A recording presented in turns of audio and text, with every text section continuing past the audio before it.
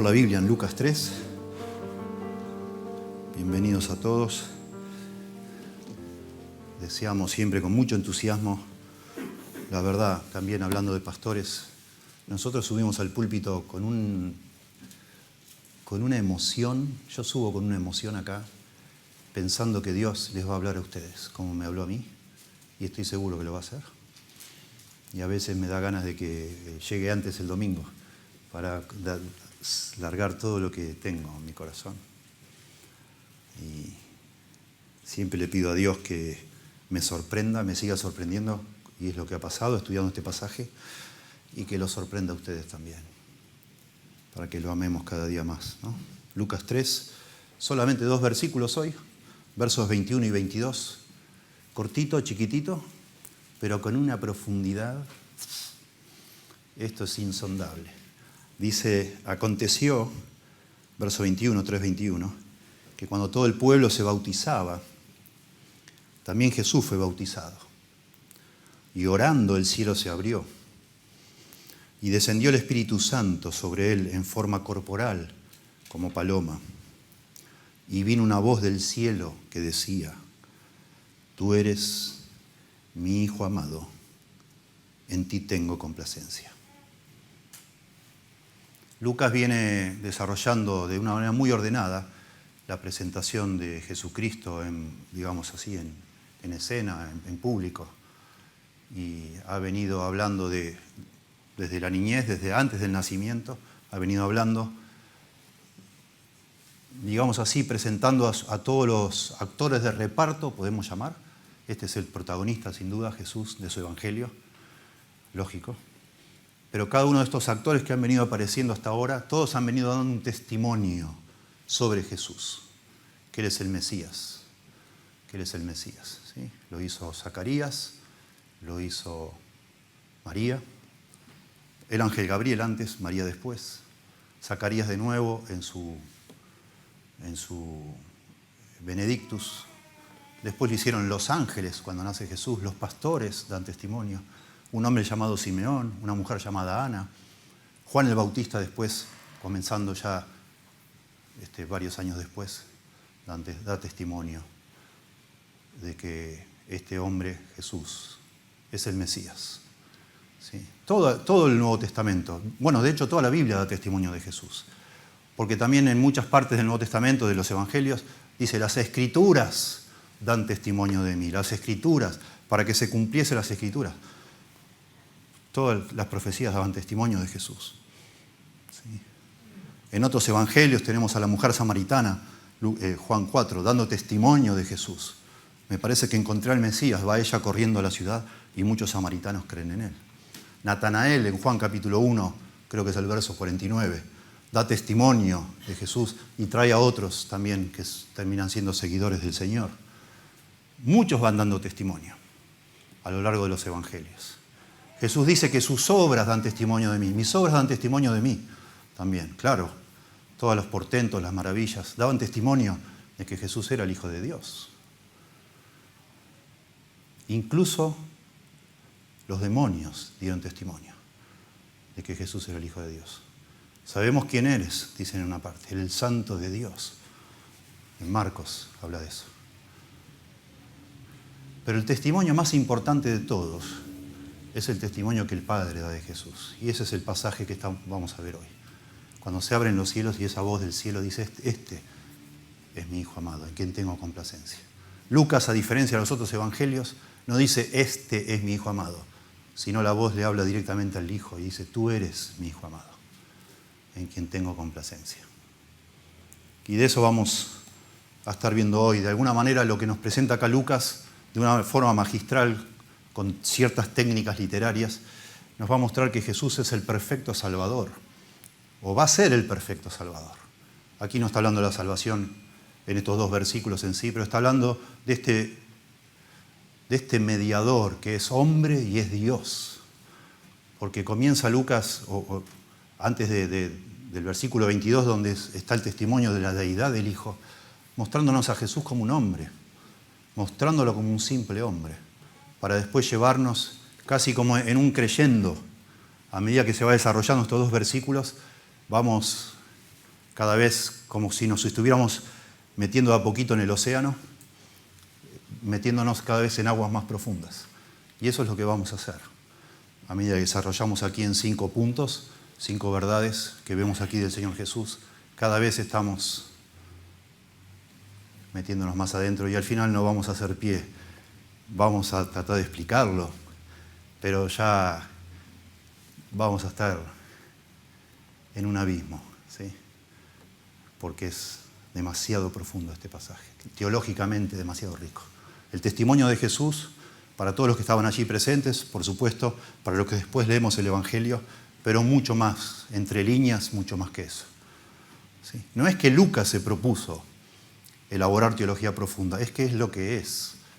Cada vez que habla el Padre, cada vez que el Hijo habla del Padre y el Padre habla del Hijo, estamos, como dijo recién Jonathan, estamos frente a una ventana de lo que es la teología más profunda que hay, que es lo que pasa dentro de la Trinidad. ¿Sí? Y ahí vamos a tratar, me gustaría a mí desarrollar esto de manera precisa, justa, pero digamos así, de frenarnos un poco más para deleitarnos en esta ventana de la Trinidad, que es la parte más teológica. Empecemos entonces diciendo lo que es obvio acá, verso 21, que Jesús se presentó como un hombre común. Claro, todas las cosas asombrosas que leímos en Lucas ya hace 30 años que pasaron, cuando Jesús nació. Después se fue a Nazaret y ya nadie supo de él. Ya nadie supo de él. Y ahora aparece entre toda la multitud que se bautiza por Juan y aparece como una persona común y corriente. ¿Sí? Lucas literariamente hace algo que llama la atención, que es como que saca a Juan del medio. Por eso ya hasta el verso anterior hasta nos menciona que Juan llegó a estar preso por culpa de Herodes. Y ahora el foco es Jesús. Es notable porque el que bautizó a Jesús fue Juan. Y lo sabemos por los otros evangelios. Pero acá en Lucas no dice que Juan bautizó a Jesús. Dice que Jesús fue bautizado. Ya sacó a Juan del escenario. Ya Juan salió y entró Jesús al medio del escenario y ya no se va a ir más Jesús hasta el final. Lo hace a propósito. Sí. Y dice que acá aconteció que cuando todo el pueblo se bautizaba, también Jesús fue bautizado, como uno más del pueblo. Nadie se dio cuenta, nadie prestó atención, nadie. Juan sí lo supo. Lo sabemos por los otros evangelios. Porque Juan dice, no, yo no te puedo bautizar a vos. No. Debería yo ser bautizado por ti, le dice a Jesús. Él se da cuenta quién es Jesús. Por supuesto, eran primos, pero aún así sabemos por el relato anterior que se criaron en distintas zonas, muy lejos uno de otro. No necesariamente fueron amigos durante estos 30 años, no. Pero Juan supo que estaba frente al Mesías. Pero acá no dice nada. Acá nos muestra a Jesús como uno más entre todos. Cuando dice acá que toda la gente o todo el pueblo, no es literal. Es una forma hiperbólica de decir, porque sabemos que no todo el mundo fue bautizado por Juan, no todo el pueblo fue. Ni siquiera todos los que fueron a oír a Juan quisieron ser bautizados. Lo sabemos por otros pasajes. Los fariseos y los saduceos fueron a oír a Juan, lo escucharon, pero no se quisieron bautizar. Pero el énfasis acá, o lo que menciona Lucas, es que sí, mucha gente se bautizó. Claro que sí. Y entre ellos también Jesús fue bautizado, como una persona común. Interesante, porque está bien que nos preguntemos, pero Jesús no debió ser bautizado. ¿No era que el bautismo era para arrepentimiento, para el perdón de pecados? El bautismo de Juan. ¿Qué hace Jesús bautizándose con este bautismo de arrepentimiento y de perdón de pecados si él nunca pecó? Por eso Juan no lo quería bautizar, porque él pensó que a lo mejor se prestaba para un malentendido. Él no quiso bautizarlo. Yo necesito ser bautizado por ti, dice Juan, y tú vienes a mí, Mateo 3:14. Y en el verso siguiente, en Mateo, Jesús contesta y nos da la razón de por qué se bautizó. Dice, deja ahora, porque así conviene, dice Jesús, que cumplamos toda justicia. La razón por la cual Jesús se bautizó es justamente porque como ser humano, como nosotros, Él debía cumplir todo lo que Dios pedía. Y Dios había pedido que el pueblo salga y sea bautizado por Juan. Y Jesús debía hacer lo mismo. Así como Jesús celebraba la Pascua, y la verdad que no debía celebrar la Pascua, si la Pascua apuntaba a Él. La Pascua también era una fiesta que celebraba el perdón de los pecados de Dios, de lo que había pasado en Éxodo, ¿se acuerdan? Éxodo 12. Y Jesús, ¿qué iba a celebrar si Él no le tocaba eso, digamos? Lo mismo vemos a Jesús pagando impuestos. ¿Cómo va a pagar impuestos el rey, el dueño de todas las cosas? Si todo es de Él. Pero los pagó. Porque es hombre y tenía que hacerlo así. Ya lo hemos hablado de esta justicia activa de Jesús. Justicia pasiva que Él carga con nuestros pecados, pero activa en que Él cumple toda la ley, cumple todo lo que Dios establece para el ser humano, para entonces ser Él nuestro perfecto Salvador, el que nos va a revestir con esos méritos, para que nosotros, a la luz o a los ojos de Dios, seamos vistos como perfectos, aunque no lo somos. En segundo lugar, Jesús se presentó no solo como un hombre común, sino como un hombre común que oraba para que Dios lo usara. Y esto es un detalle que solo Lucas nos lo quiere subrayar. Dice, y orando, vean el verso 21, y orando, el cielo se abrió. Leemos en los otros evangelios que dice que, por ejemplo, Marcos 1:10, que luego que fue bautizado, cuando salió del agua, cuando subía del agua, dice, vio abrirse los cielos. ¿Sí? Sabemos que no, esto de que descendió el Espíritu Santo y se abrieron los cielos, no sucedió en el medio del bautismo, digamos al ser sumergido, sino al salir del agua.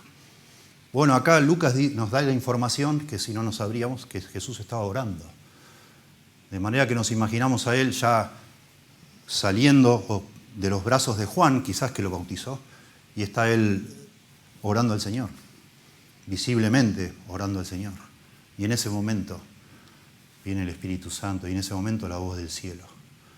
Y eso lo hace intencionalmente Lucas, porque también vemos, comparando los 4 evangelios, que Lucas quiere hablar de la importancia de la oración todo el tiempo. Y todo el tiempo en el ministerio de Jesús, en los momentos importantes de su vida y ministerio, Él oraba todo el tiempo Jesús. Y así fue la iglesia primitiva. Cuando desciende el Espíritu Santo sobre la iglesia primitiva, ellos estaban reunidos en el aposento alto orando. Y en ese momento viene el Espíritu Santo. Qué interesante, ¿no? Jesús oró en su bautismo, lo vemos acá.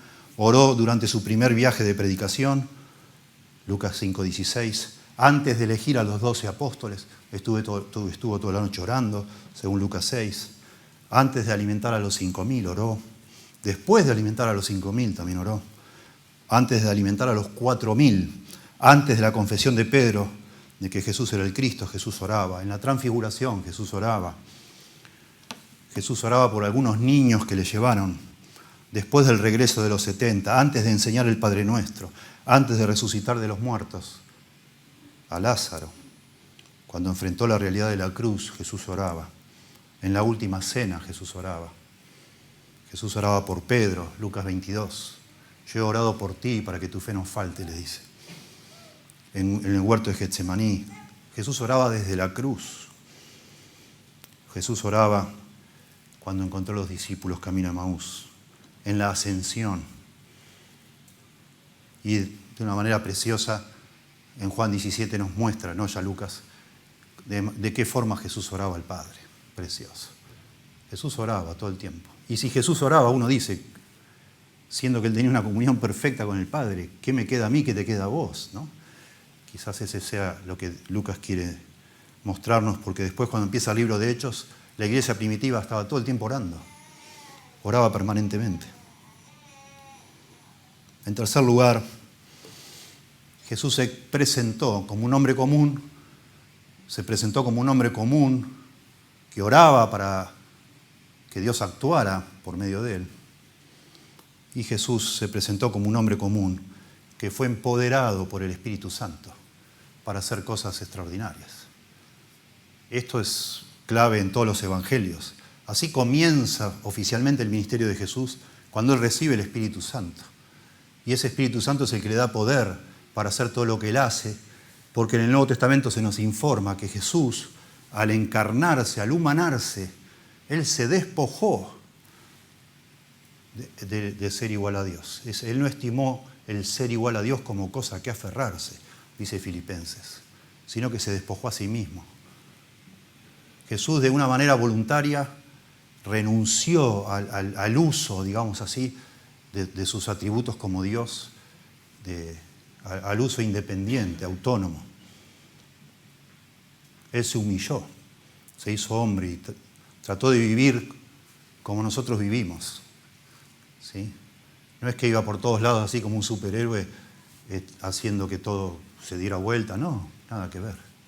Lo que nos muestran los evangelios es que el Señor, al renunciar al uso autónomo de sus atributos, lo que hace es someterse al poder del Espíritu Santo, recibir de parte de Dios el Espíritu Santo, y eso es lo que lo empodera a Él para hacer todo lo que hace. Y de nuevo Lucas lo muestra, claro que sí, y también lo muestra en el libro de Hechos, que es la forma en que la iglesia, formada por personas como nosotros, logró hacer cosas tan extraordinarias, personas comunes que fueron usadas, llenas del Espíritu Santo, lograron hacer lo que ninguna persona podría haber hecho jamás. Dice el verso 22, y descendió el Espíritu Santo sobre él en forma corporal como paloma. Esto está tomado, es una imagen que ya viene de las profecías del Antiguo Testamento. En Isaías 11:2 dice, hablando del futuro Mesías, saldrá una vara del tronco de Isaí y un vástago retoñará de sus raíces y reposará sobre él el espíritu de Jehová, espíritu de sabiduría y de inteligencia, espíritu de consejo y de poder, espíritu de conocimiento y de temor de Jehová. Los evangelios nos van mostrando, bueno, la teología bíblica, cuando empezamos a armar como un rompecabezas todo, que en realidad toda esta sabiduría de Jesús, toda esta capacidad asombrosa de hablar cosas que nadie jamás había hablado, de hacer cosas que nadie jamás había hecho, se les estaba dando el Espíritu Santo de Dios. Estaba empoderado por el Espíritu Santo. Lo mismo en Isaías 42:1 que leímos hace un momento. He aquí mi siervo, yo le sostendré, mi escogido, en quien mi alma tiene contentamiento. He puesto sobre él mi espíritu. Él traerá justicia a las naciones, etc. Y sigue hablando, ¿sí? Qué maravilla. De nuevo, esta, de alguna manera, combinación de Jesús orando y el Espíritu viniendo sobre él. Es lo que leemos en Hechos, igual, que el mismo autor, Lucas, quiere resaltar. Dice en Hechos 1:14, todos estos perseveraban unánimes en oración y ruego con las mujeres, y con María, la madre de Jesús, y con sus hermanos. Y en el capítulo 2, versos 3 y 4 dice, y se les aparecieron lenguas repartidas como de fuego, mientras oraban, asentándose sobre ellos, sobre cada uno de ellos, y fueron todos llenos del Espíritu Santo, y comenzaron a hablar en otras lenguas, según el Espíritu les daba que hablasen. Y ya sabemos cómo sigue la historia, ¿no?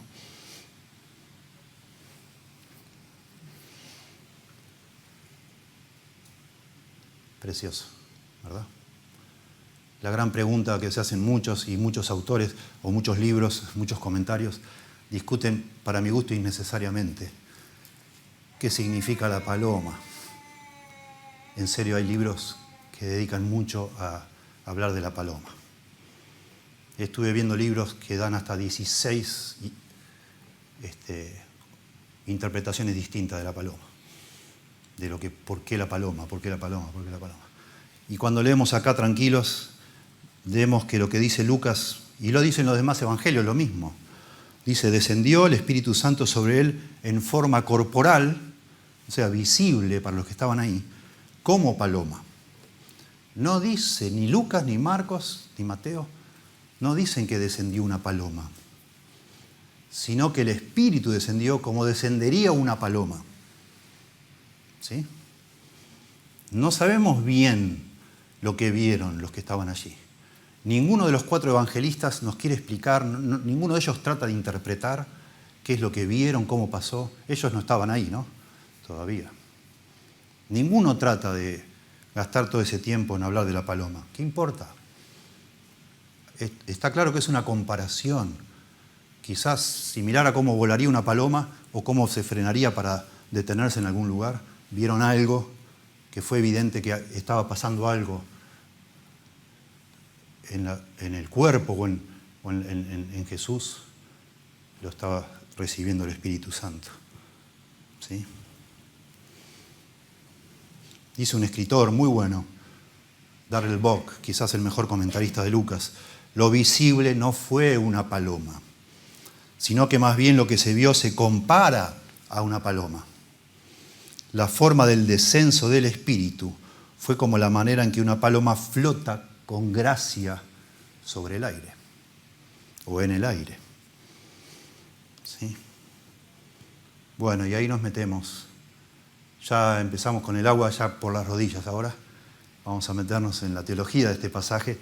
El centro de este pasaje es el testimonio que hace el Padre sobre el Hijo, no cabe duda. Por eso está acá. Ya no es Juan está afuera. Acá lo que importa es que al descender el Espíritu Santo, junto con ese momento, se abre el cielo y se oye una voz. ¿Sí? Entonces decimos que Jesús no solo es un hombre, se presenta como un hombre común que ora para que Dios lo use, como un hombre común que necesita ser empoderado por el Espíritu para hacer cosas extraordinarias, sino que Jesús es Dios hecho hombre. Jesús es Dios humanado, la segunda persona de la Trinidad, llamada el Hijo, con mayúscula. Porque dice que se abrió el cielo y una voz dijo: tú eres mi Hijo amado. Tú eres mi Hijo amado. Y es el Padre dando testimonio del Hijo. El Padre aprobando a su Hijo. Eso enseguida saca la especulación de si Jesús tenía o no tenía pecados, o tenía o no tenía que bautizarse para arrepentirse. Si el Padre no hubiera dicho jamás: este es mi Hijo amado en quien tengo complacencia, si Jesús hubiera sido un pecador. No. Jesús nunca pecó, ni se halló engaño en su boca, dice el apóstol Pedro. Jamás. Es el santo, dice en otras partes, varias veces. El santo de Dios, nunca pecó. Dios el Padre, dice en Habacuc 1:13, es muy limpio de ojos para ver el mal. De ninguna manera Dios el Padre jamás hubiera dicho esto: este es mi Hijo amado en quien tengo complacencia, de una persona que ve y ve en esa persona pecado. Dios no se complace en el pecado, de ninguna forma. Esa es la gran tensión, el gran problema que se nos presenta en la Biblia, que nosotros necesitamos a Dios, pero tenemos pecado, y Dios de alguna manera, por causa de nuestro pecado, no nos puede abrazar como quisiéramos nosotros, como necesitamos nosotros. Por eso se escribió la Biblia, para resolver ese asunto. Pero acá estamos frente a alguien en forma humana, como una persona humana normal, nació como nace cualquier ser humano, de María. Acá estamos frente a un hombre que el Padre le dice: tú eres mi Hijo amado, en quien tengo mi complacencia. Y acá hay reminiscencias, de nuevo, de pasajes del Antiguo Testamento. En el Salmo 2, versículo 7, que es un salmo mesiánico, que anticipa también la venida del Mesías, dice el verso 7: yo publicaré el decreto, Jehová me ha dicho, mi hijo eres tú, yo te engendré hoy. Y está hablando, es un salmo mesiánico, un salmo real, está hablando del Mesías. Pero está diciendo el Mesías que el Padre le va a decir: mi hijo eres tú, y es lo que está pasando acá. Este es mi Hijo amado. Ya leímos Isaías 42:1, lo mismo, hablando mesiánicamente. He aquí mi siervo, yo le sostendré, mi escogido, en quien mi alma tiene contentamiento, lo que está diciendo acá. He puesto sobre él mi espíritu, lo que acaba de pasar. Este evento de alguna manera señala la inauguración del ministerio mesiánico de Jesús, pero no del mesianismo de Jesús. ¿Sí? Aquí oficialmente comienza Jesús a actuar como el Mesías, pero Jesús era el Hijo eterno de Dios, es el Hijo eterno de Dios, el Cristo. ¿Sí? No, ya lo hemos hecho en otros sermones y se hará en otros próximos seguro, pero cuando decir que Jesús es el Hijo de Dios de ninguna manera implica que un día Jesús comenzó a existir, que nació. Me refiero al Hijo, ¿no? A Cristo, al Mesías. Jesús sí nació, como Jesús es el nombre humano, ¿no? Del Hijo de Dios. No estamos nunca diciendo, nunca implica la frase Hijo de Dios que Él comenzó a ser en algún momento, sino habla de una relación de padre e hijo, de una relación que fue eterna. ¿Sí? Y eso lo entendieron muy bien los judíos. Por eso lo querían matar, porque Él se hacía igual a Dios. Dice en Juan capítulo 5, verso 18, por esto los judíos aún más procuraban matarle, porque no solo quebrantaba el día de reposo, sino que también decía que Dios era su Padre, haciéndose igual a Dios. Que la voz del cielo diga, este es mi Hijo amado, está diciendo, este es uno como yo. Miren, este pasaje, así como lo vemos, es uno de los pasajes más trinitarios de toda la Biblia, que más hablan de la Trinidad, más testimonio, más claro dan testimonio de que Dios es Dios Padre, Dios Hijo y Dios Espíritu Santo. Y lo tenemos que valorar así.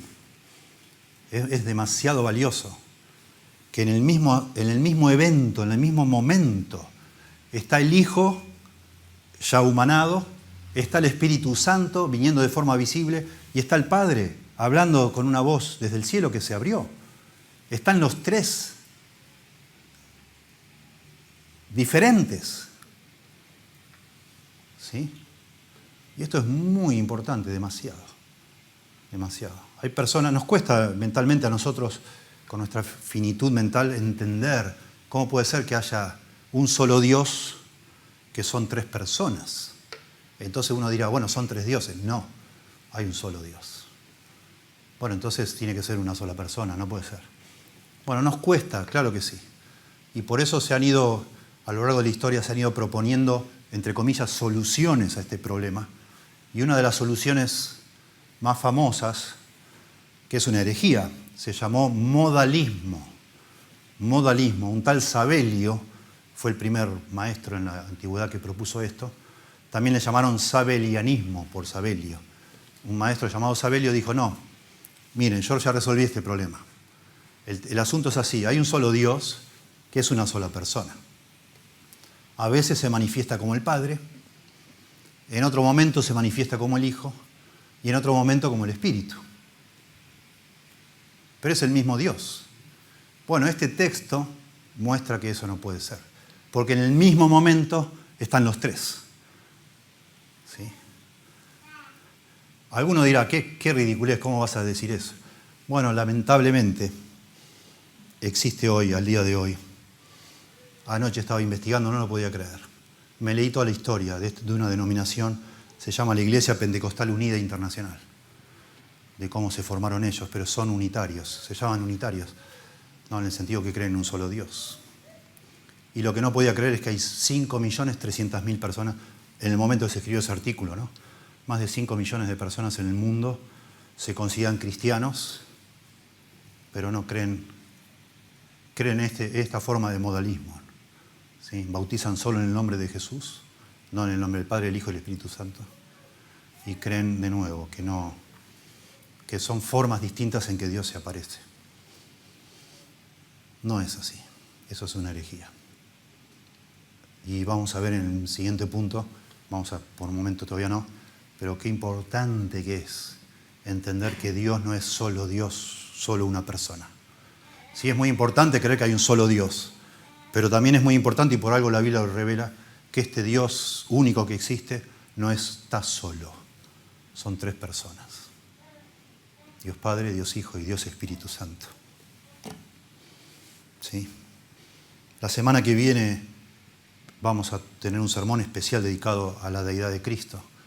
en Juan capítulo 1, para desarrollar más esto, así yo avanzo aquí. Y ahora sí, ya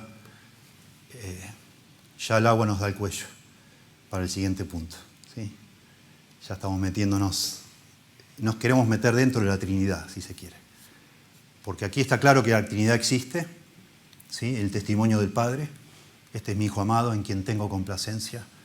Pero lo que está diciendo, el contenido de lo que dice Dios, es algo demasiado, pero demasiado necesario para nosotros de comprender, de valorar, de apreciar, de disfrutar, de saborear.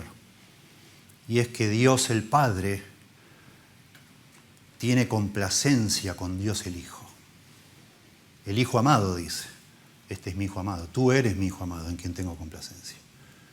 Algunas versiones traducen en quien tengo toda mi complacencia. Y está bien, porque la palabra traducida complacencia es la palabra eudoqueo. Eudoqueo. Y ese eu delante de la palabra doqueo es apreciar algo. Eudoqueo, el eu lo hace más intensivo. Por eso algunas versiones dicen, tengo toda mi complacencia. La Nueva Versión Internacional dice, tú eres mi Hijo amado, estoy muy complacido contigo. ¿Sí? Y entonces el punto 5, y esto es una verdad teológica monumental, es que el Hijo, con mayúscula, ha dado felicidad eterna al Padre. Lo podemos decir de muchas maneras. El Padre ha sido, es y será eternamente feliz con el Hijo. Nuestro Dios es un Dios feliz. Dice en otra parte, y se traduce Dios bendito, dice en Timoteo. Significa feliz. Dios es un Dios feliz, satisfecho, pero no de una manera sencilla o así nomás. Está pero perfectamente satisfecho Dios, siempre lo estuvo. Nunca necesitó nada, emocionalmente hablando, ni materialmente. Dios nunca necesitó nada. Si no, no podría haber existido antes de que todas las demás cosas fueron creadas. Así es. Algunos dicen, no, pero es muy difícil de comprender. Lo siento, para eso es así. Para eso necesitamos la fe. Mis alumnos en la escuela secundaria me decían, profe, usted no puede creer eso. Yo le hablaba mucho de Dios, enseñaba química. Y cuando hablábamos de la tabla periódica, que a mí me fascina, pensando cómo Dios elaboró todas las cosas, los elementos, etc. Y ahí siempre hablábamos de Dios. Me dice, pero no podés creer. ¿Cómo va a creer que hay alguien que siempre existió? Y le digo, pero muchachos, chicas, ¿cuál es la alternativa? ¿Y ustedes en qué creen? No, que un día explotó todo. Bueno, está bien, pongamos que explotó todo. ¿Pero qué es lo que explotó? No, la materia. ¿Y de dónde salió la materia? Y estaba ahí. Y digo, bueno, entonces siempre existió la materia. Es lo mismo. Todos los seres humanos, todos, necesariamente tienen que creer que algo siempre existió. Porque de la nada no puede salir algo. De la nada sale nada. Entonces algo siempre existió. Nosotros los creyentes creemos que Dios siempre existió. Que es un ser infinito y personal, maravilloso. Pero eso en un sentido es bastante básico creer eso. Es obvio. La Biblia ni trata de mostrar eso. Porque comienza la Biblia diciendo en el principio creó Dios y listo. Ni siquiera se gasta un segundo la Biblia en demostrar que hay un ser que siempre existió, porque es obvio. Tenemos que dar un paso más allá de eso y tratar de pensar cómo será ese ser. Bueno, no es un ser solitario. Porque si vos y yo creemos o tratamos de imaginar a Dios ahí solo, no sé, sentado en una nube, una galaxia, pensando, uy, acá ya hay una eternidad que estoy acá, ¿y qué hago? ¿Qué hacemos? ¿Qué onda? No, bueno, voy a crear gente así, me adoran y me entretengo de alguna forma. Eso no es así. No es así.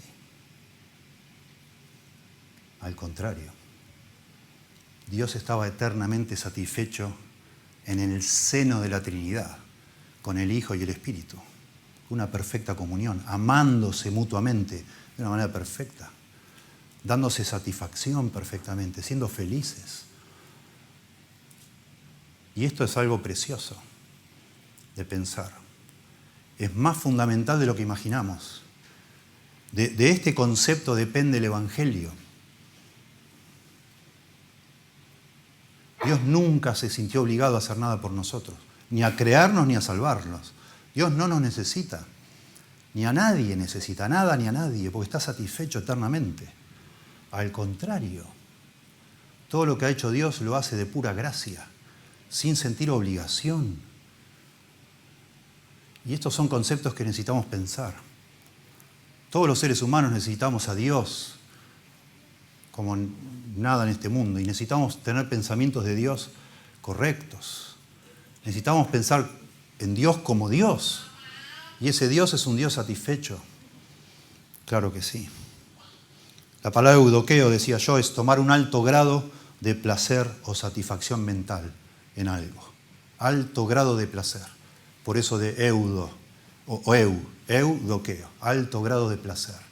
Eso es lo que está diciendo el Padre del Hijo. Esto es lo que a mí me da mucho placer. Mucho placer. Suelo, no todos los años, pero suelo más o menos recordar en qué año leí qué libros y cuáles me impactaron más. Y este libro lo leí en el año 2006. Se llama Los deleites de Dios, 2006. Este libro fue publicado en el año 1991 en inglés como The Pleasures of God. Me impactó demasiado, demasiado. Y les quiero mencionar algo de este libro. Y a propósito se los menciono por si lo pueden conseguir y lentamente lo van digiriendo, porque vale la pena. El autor es John Piper, un teólogo y pastor.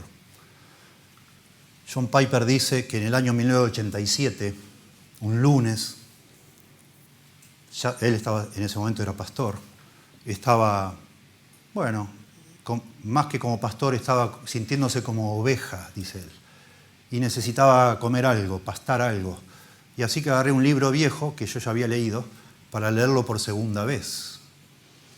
Ese libro viejo es un librito de un puritano llamado Henry Scrugall, que se llama La vida de Dios en el alma del hombre. Y Henry Scrugall, en la página 30 de ese libro, dice que la excelencia de un alma se conoce por las cosas que esa alma disfruta, que ama. La excelencia del alma, está hablando no de Dios, de una persona. La excelencia del alma de una persona.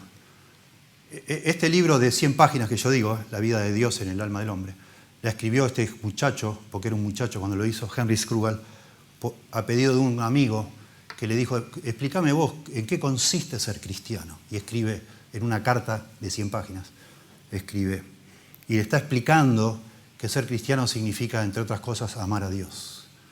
Y entonces le dice, la excelencia de un alma se conoce por el objeto que le da más placer, lo que más amamos. Bueno, un cristiano que ha recibido la regeneración, lo que más ama es a Dios. Y no hay nada más excelente que Dios, y está bien. Pero Piper dice que ese día, en 1987, se puso a pensar, y le gustó el concepto, y se puso a pensar, ¿y si yo aplico este mismo concepto a Dios, será que la excelencia de Dios se mide de acuerdo a las cosas que Dios ama? Y entonces dice que le empezó a fascinar la idea, fascinar, porque dice que es difícil para nosotros, los creyentes, meditar en las excelencias de Dios. Quizás si pudiéramos nosotros ponernos a pensar en las cosas que Dios ama, tendríamos una pista más cabal de las excelencias de Dios. Y entonces pidió, miren ustedes, así lo ha hecho con muchos libros, le pidió licencia como pastor por 3 meses. Y dice que se fue a una cabaña con su Biblia y una concordancia a leer toda la Biblia, a ver qué dice la Biblia acerca de qué ama Dios, qué cosas ama Dios.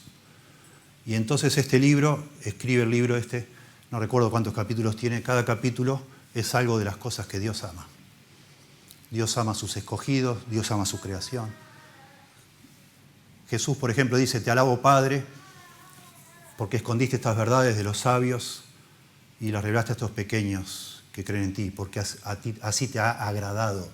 Bueno, hay un capítulo que habla que Dios se deleita en que lo conozcan. ¿sí? Etc.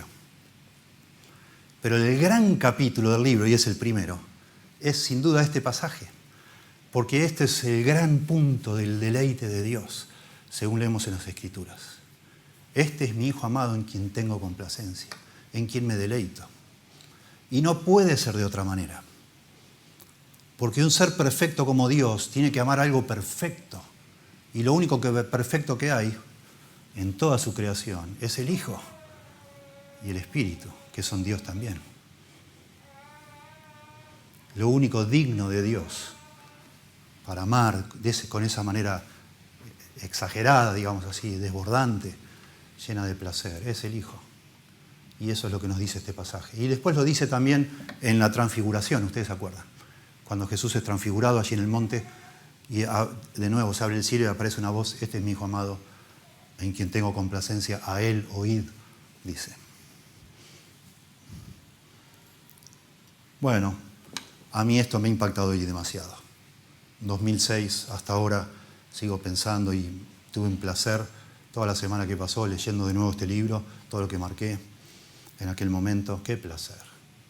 Pensar en Dios, pensar en nuestro gran Dios, en sus perfecciones, sus excelencias. Y en la medida que podemos darnos cuenta justamente en qué Dios toma su placer, más entendemos a este Dios soberano, feliz en sí mismo, soberano, que hace lo que Él quiere.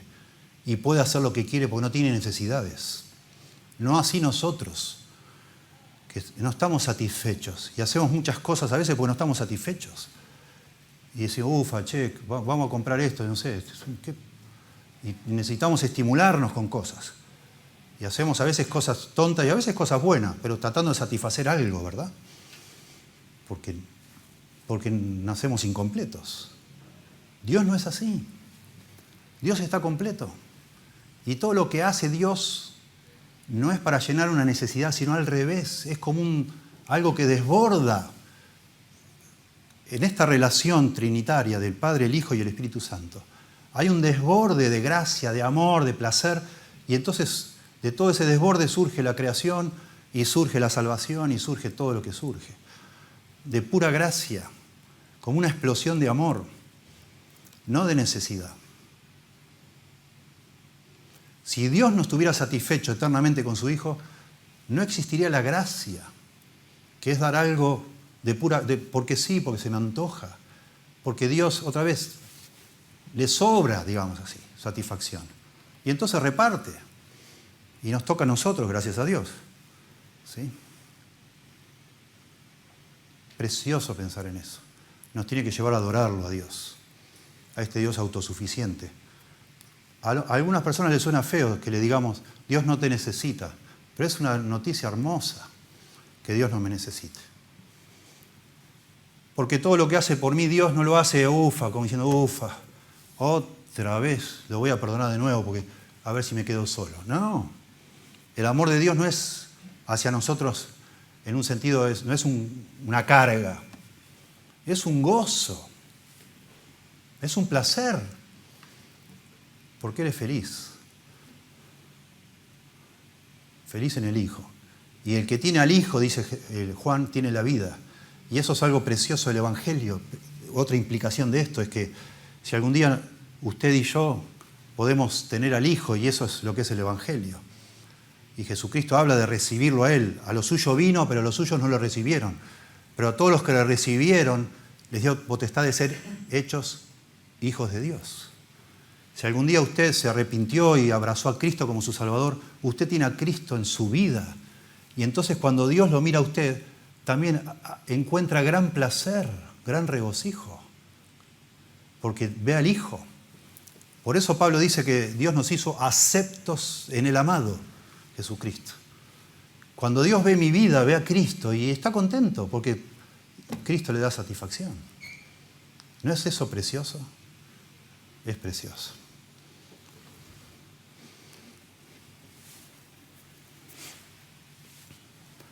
Dice Piper, la gloria de Dios consiste en gran parte en que Él es feliz, como jamás podríamos imaginar.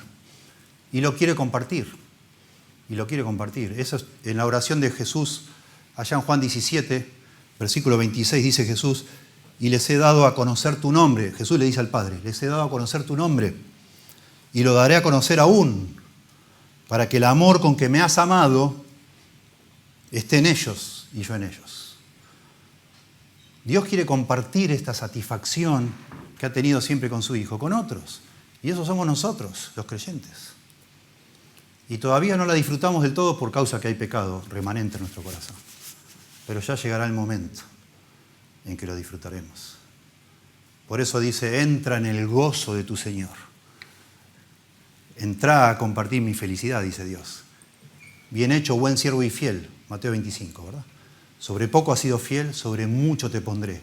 Entra en el gozo de tu Señor. Eso es lo que nos espera en el cielo. El gozo de Dios. Vamos a compartir eso. Dios está esperándonos. Ya para que el pecado no se ha quitado del medio y entonces no haya ningún impedimento para que disfrutemos de ese gozo. Tremendo. Solo algunos versículos más para reforzar y ya está. Bueno, ya está. Como dicen en inglés, yo solo quería picarles la cabeza, ¿no? Con esto. Porque esto es algo que no se puede agotar en un sermón. Ojalá les dé curiosidad y quieran ustedes meditar en esto. Es como quizás un mundo nuevo que se abre, no sé. Dice Juan 3:35, el Padre ama al Hijo y todas las cosas ha entregado en su mano. Jesús dice en Juan 10:17, por esto me ama el Padre, porque yo pongo mi vida para volverla a tomar. En Mateo 11:27 Jesús dice, nadie conoce al Hijo sino el Padre, y nadie conoce al Padre sino el Hijo, con mayúscula siempre. Hablando de esta relación única, exclusiva, que han tenido siempre.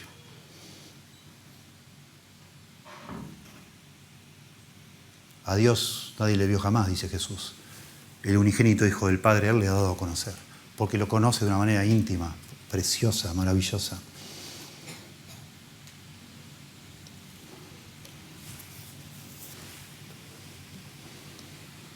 Bueno.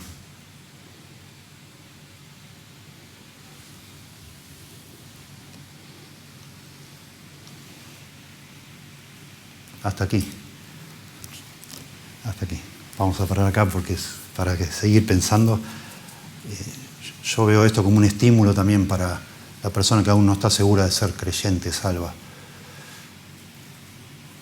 Que Dios toque su corazón, ¿sí?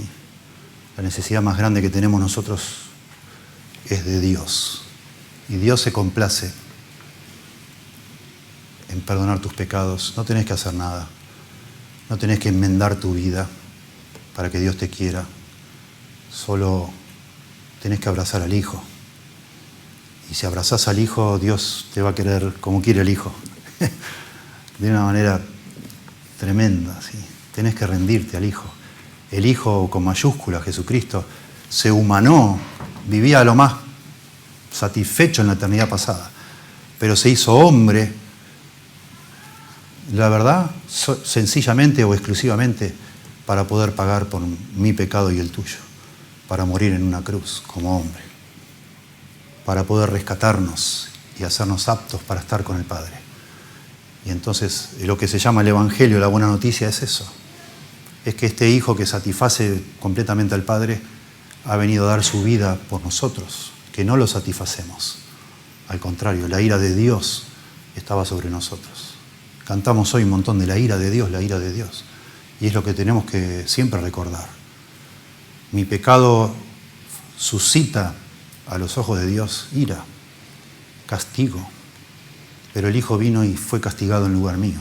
Este Hijo amado.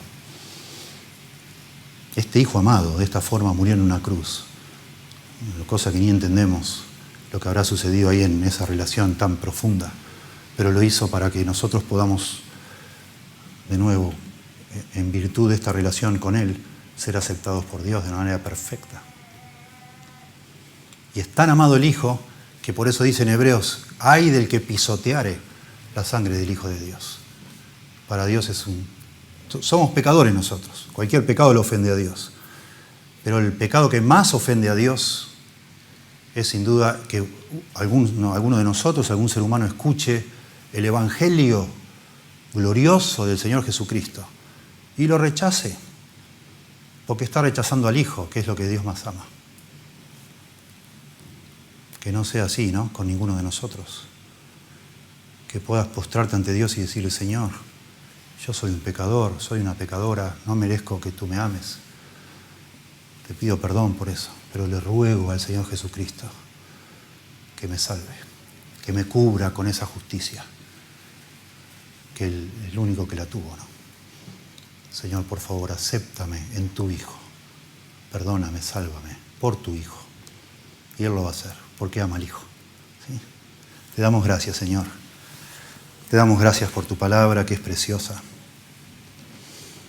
Te damos gracias por tu persona maravillosa, porque en tu palabra solo vemos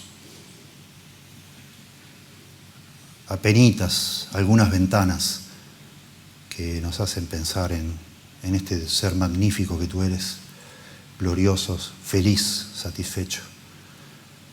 Necesitamos que tú produzcas sed en nuestra alma para conocerte más, para quererte más, para buscarte de una manera más apasionada, Señor.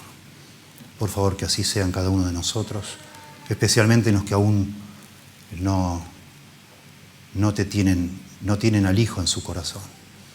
Que pueda ser esto un estímulo para buscar a Cristo como el Salvador de sus almas. Te lo rogamos en el nombre de Jesús.